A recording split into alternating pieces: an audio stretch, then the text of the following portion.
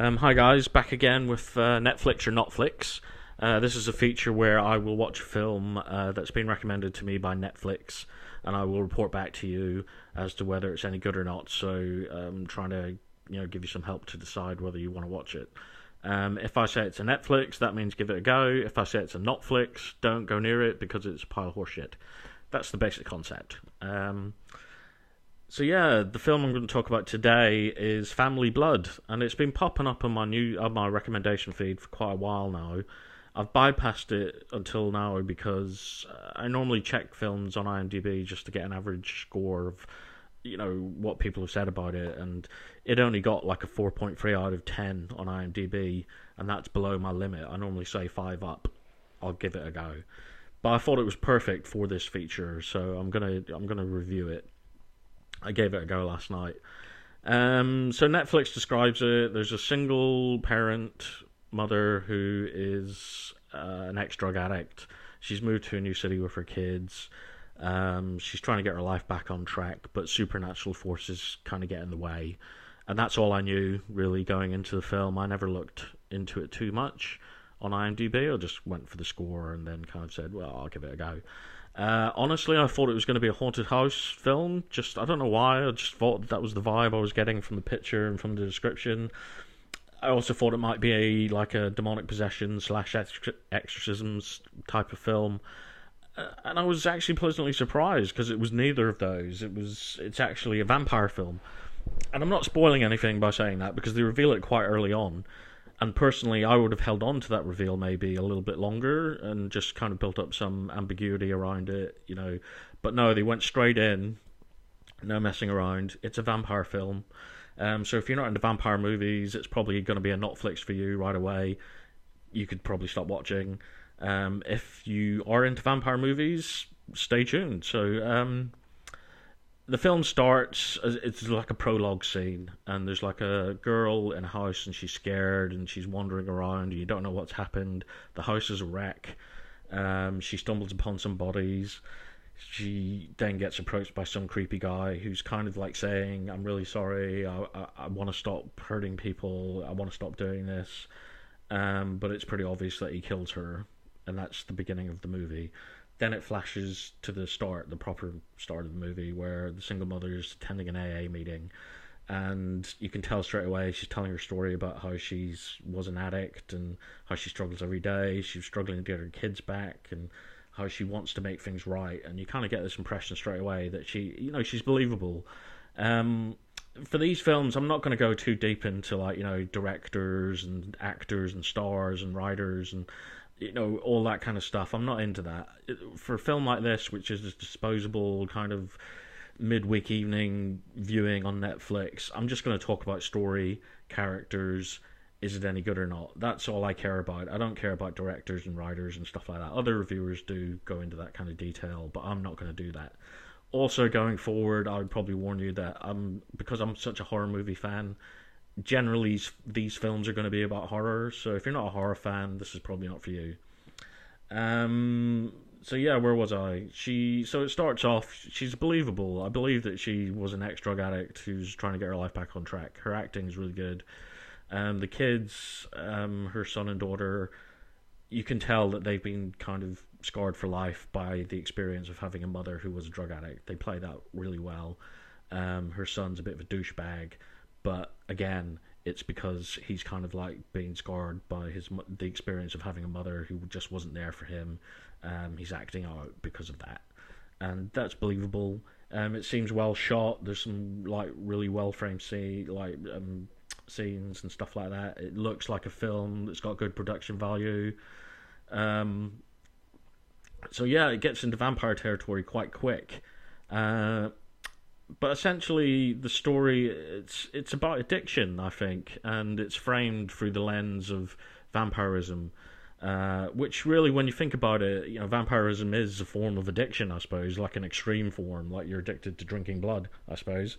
And this film really develops that idea. So it's almost like she's swapping one addiction for another. The main vampire dude, he shows up to one of her AA meetings, and he's like talking about, literally killing people and hurting people.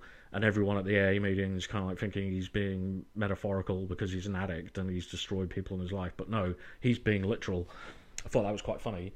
And that was an aspect of the film I thought they should have developed further. So in the beginning, he's talking about he doesn't want to kill people anymore, and he's at an AA meeting, so you think he's conflicted, that maybe he doesn't want to be a vampire, maybe he doesn't want to kill people. And that's something they never really developed beyond that. So straight after the AA meeting, he turns this lead female character into a vampire, and from then on, it's kind of like a slow descent into vampirism for her, and how it affects like her life and her loved ones around her, like her children. I mean, beyond the initial kind of, I wanted more on the main vampire guy's motivations, and he basically becomes just a two-dimensional or one-dimensional, like, generic bad guy in the end. They set him up to have this tragic backstory that he doesn't want to be a vampire, but he can't help himself. He wants to stop. And then he just becomes like a vampire that, he's turned this woman because he wants a partner to go out and be a vampire with and kill people. So I think there's a lot of potential wasted there. Again, the whole vampire thing as an addiction, they play that up really well. But the vampirism itself is pretty generic. It's nothing you haven't seen before. Her slow turning into a vampire, she's starting to notice blood, and she's like, licking raw steak, and then it progresses. There's a cat that features early on in the film, and I know that when they feature animals in the very beginning of horror films, they're goners. You know that straight away. If you're cat people and you like cats, that cat's done for. You know that straight away. It gets eaten at some point in the film. You know that's going to happen. It didn't bother me. I'm not a cat person. I like dogs. If it had been a dog, maybe I would have been more upset. And then it's sort of like a progression from that to killing her next door neighbor, and then eventually the vampire guy shows up and he says, I want to teach you how to be a vampire. I want to explain why I did what I did. He doesn't really explain why he does what he did. And all that subtlety that he had as a character going to AA meetings, and it's all gone. He just becomes this smug, horrible character who's getting up in the teenage boy's face, like almost, I'm your new daddy, better get used to it. And then a lot of the film kind of shows the son struggle with, coming round to accepting the fact that his mum's a vampire, and he's doing his best to try and get this destructive influence out of her life, so the vampire bad guy. And yeah, really kind of, that's all it is. It's a vampire movie from there on, framed around addiction. So there is a message there that addiction is bad and can lead to a lot of destruction and, bad things if you're an addict. So don't be addicted to things. That's the message, especially not vampirism. Other than that, it's pretty straightforward. It doesn't try and reinvent the wheel. It doesn't go too much into the mythology of these vampires in this universe. It just kind of says these are vampires, they drink blood. That's as much as we're going to tell you, and that's all you really need to know. They're super strong, super fast. They don't show up in mirrors, but things like they can walk around in sunshine, and if you can get down with those kind of contradictions, and you don't care about the mythology behind this particular vampire that's in this film, then yeah, it's a vampire film.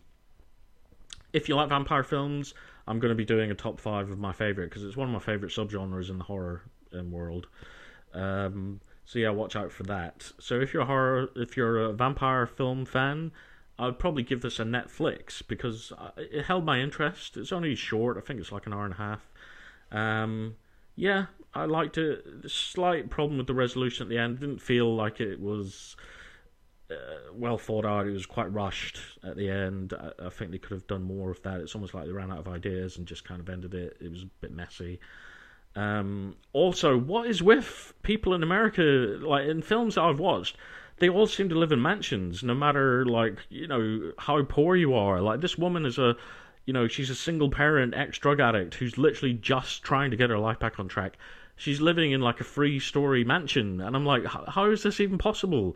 Like, what's going on with that, America? Is this true? Is this a true representation of America? They do kind of try and explain it in a throwaway line about it's a really rough neighborhood that's being gentrified, and white people are coming in and buying out all the rich white people are buying all the houses and renting them out to poor people. But even still, like, this is a three-bedroom like a three-story mansion with basement included. It's like, it's just not realistic, and that's an issue I have with a lot of American films. I don't know if it's genuine. If like a lot of people live in these massive houses in America. Maybe it is. I don't know. Let me know in the comments. If you're an American and you're watching this, please let me know. Other than that, yep, I'm going to give this one a Netflix. If you're not a vampire movie fan, then it's a Not-Flix. But for me, it was a Netflix. Yeah, if you're struggling to find something to watch, you like horror, you like vampire films, give it a go. It does something interesting with it, tries to make it a bit different. Could have done more. But overall, yes. Family Blood, Netflix. See you next time.